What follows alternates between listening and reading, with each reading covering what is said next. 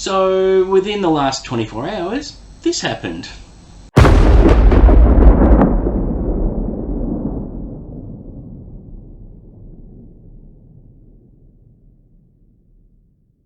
What's up guys, welcome back to Unlimited Reads. My name is Chris and today I've got a somewhat unexpected book haul to share with you all. Yesterday I went onto Facebook Marketplace and I noticed that there were a few cartons of books for free, and I thought, oh, let's take a look. And the pictures didn't really do the books justice, because on the pictures they showed a few books sitting on top of the piles in the boxes.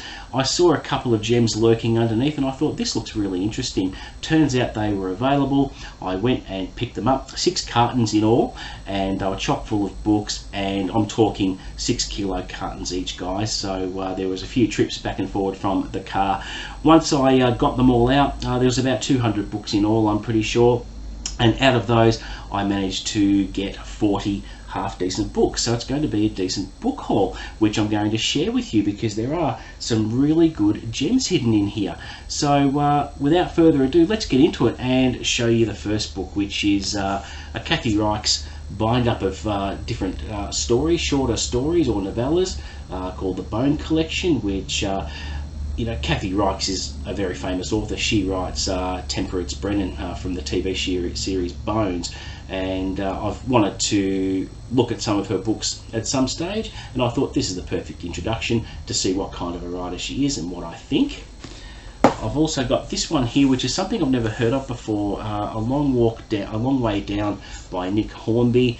It's a general fiction title about how a group of people come together who have suicidal thoughts, and sort of like a breakfast club kind of thing, where they talk about things and discover things about each other. And I thought, well, you know, it's not what I usually read, but it sounded pretty interesting.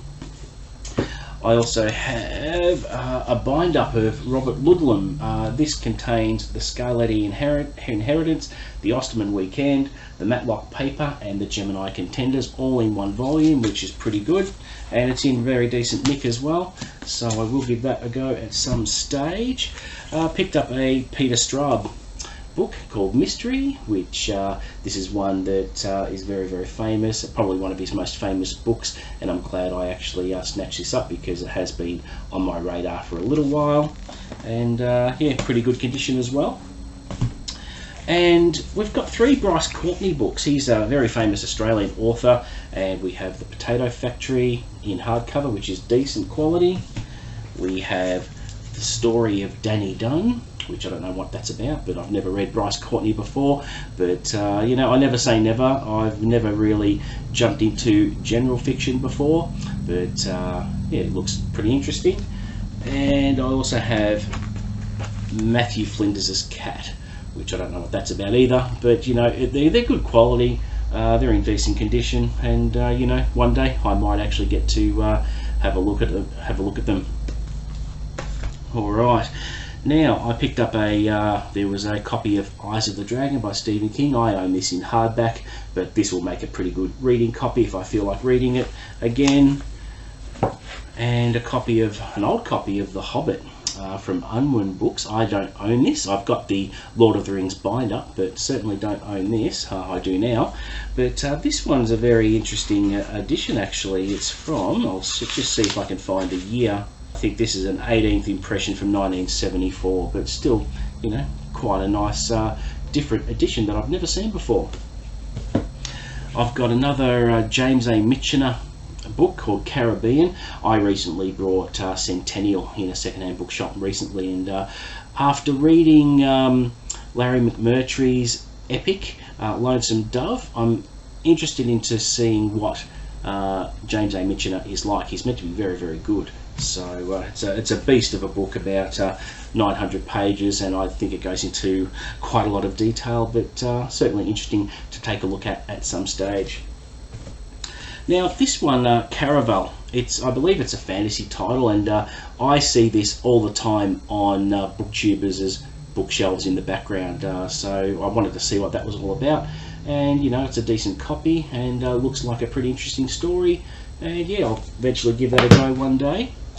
Now this one Chilka's Journey is the sequel to The Tattooist of Auschwitz, which I read at the end of last year, and I already own a copy of this one, but this was in the stash, so I'm thinking somewhere along the track when I'm doing different activities on the channel, I might even have this one flagged for a giveaway for somebody. So, you know, it might be the 200th subscriber might actually snag a copy of this, and with a competition like that, it'll be posted anywhere in the world, whoever is the 200th subscriber. So I might officially announce something soon, but that's a decent giveaway because it is in pretty good nick.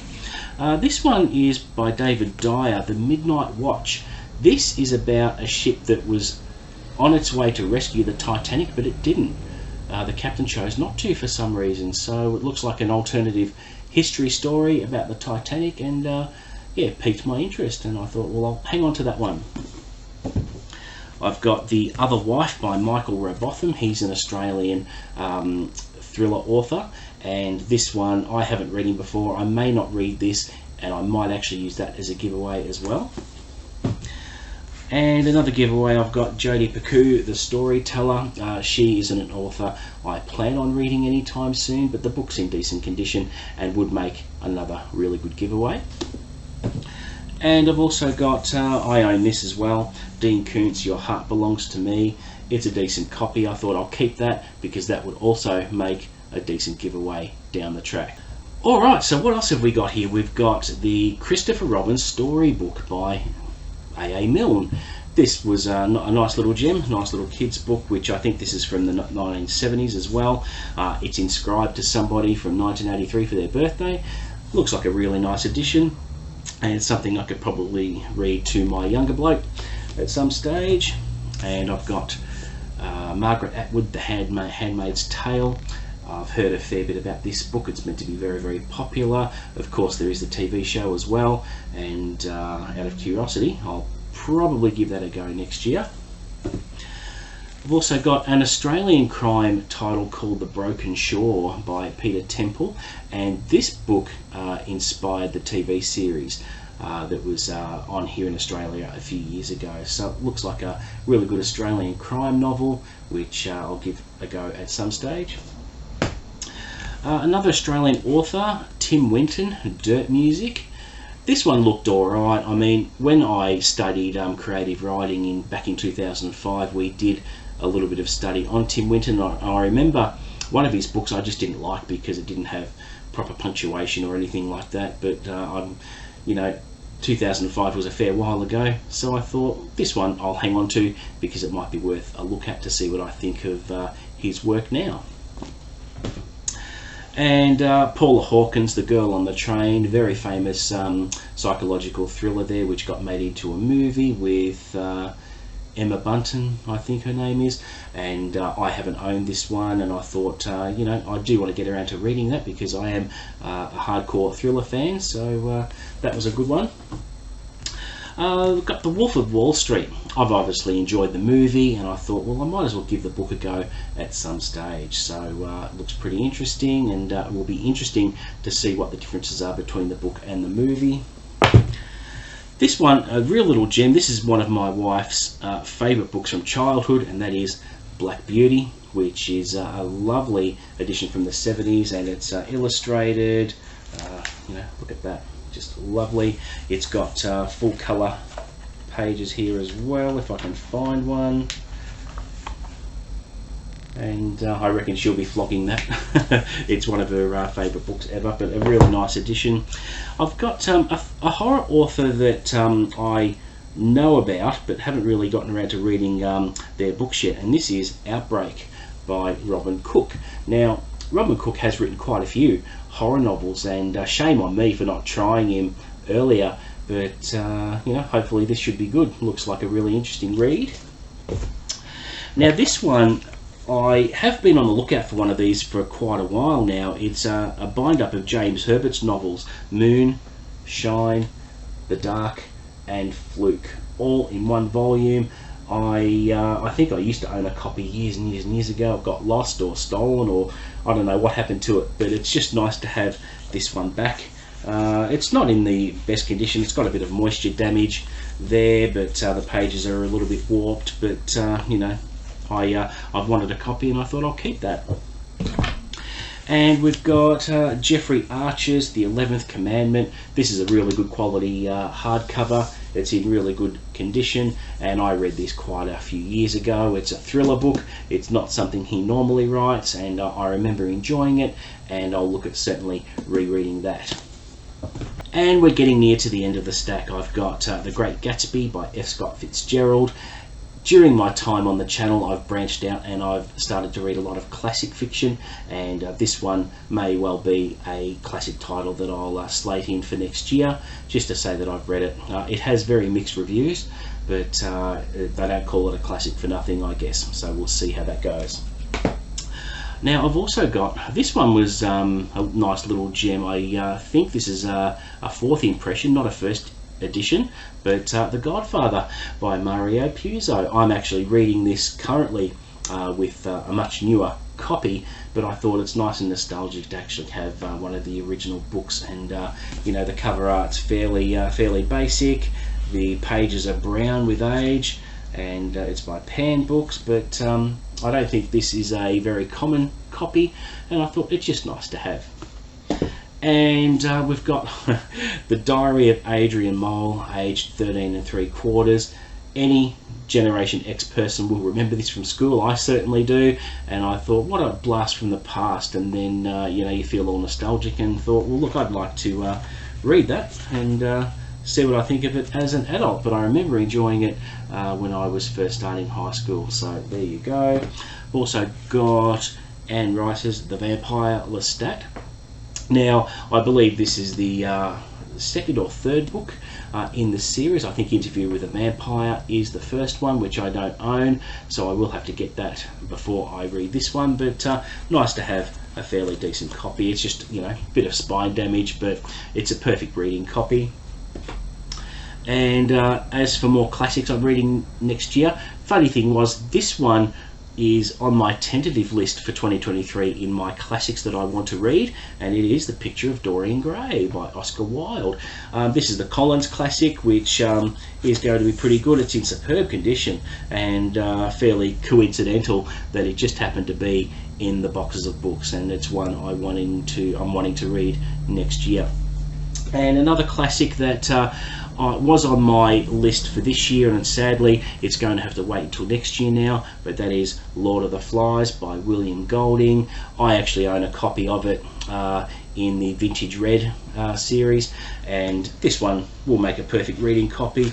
I'll hang on to it because yeah, it's a very nostalgic cover and very early edition, so they're also nice to have just in your collection.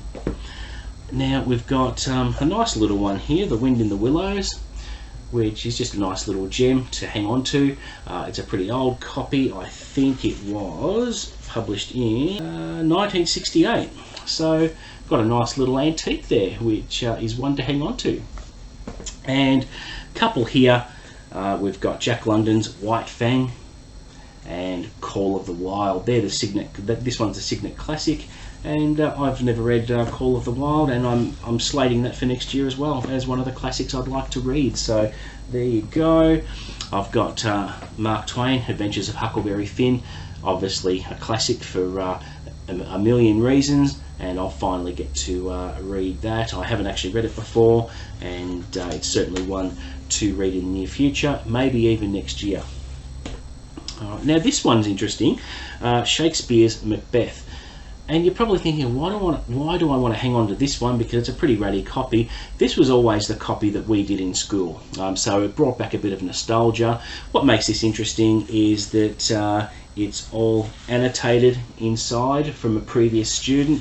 So, you know, I think it's just attractive that it's got a little bit of history in there. Someone obviously studied hard with it and made notes and everything like that, and I don't know, it belonged to Tristan. Don't lose this is the inscription. I want it back, otherwise the fat duck will get you.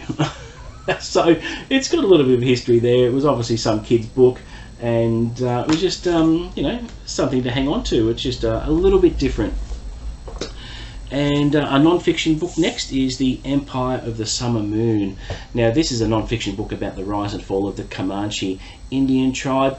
Why I'm keeping this is I'm pretty interested in reading about them, because the Comanches were featured in Larry McMurtry's Lonesome Dove, which I finished recently, and I think that's not a bad subject to look into as far as my plans for reading Western fiction goes, because Western fiction is going to become a lot more prominent in my reading future on the channel, because it's a genre I've discovered with Lonesome Dove, fell in love with it, and I'm certainly going to be reading a lot more, but this will provide me with some perspective on some facts and history of this particular Indian tribe. So it's a really good quality book. I think it's it's brand new, so a good find. And finally, this one I will probably do as a giveaway on the channel, and that is Little Women by Louisa Alcott. Now this isn't a bad little version actually. It's what year was this one? Let's have a look. Okay, 1974. So it's officially an antique. Quite a nice little unit. The binding is fairly tight, and it's a good quality book. So I might run a competition at some stage and do it as a giveaway. So there you go. That is it for my book haul. That's one of the biggest book hauls I've had in a while. As I said, it's very unexpected. It came up all of a sudden, and I thought, well, I'm going to go get them and see what gems I can extract from them, and certainly not disappointed with my haul. The rest of the books that I didn't want will probably go to an op shop or an organisation that sells books, and certainly don't need them in my house. But do you know what? Out of 200 books and 6 cartons of books, I thought it was a pretty decent haul. So there you go. Let me know what you think in the comments below. Please don't forget to like and subscribe. And until next time, guys, I'll see you later.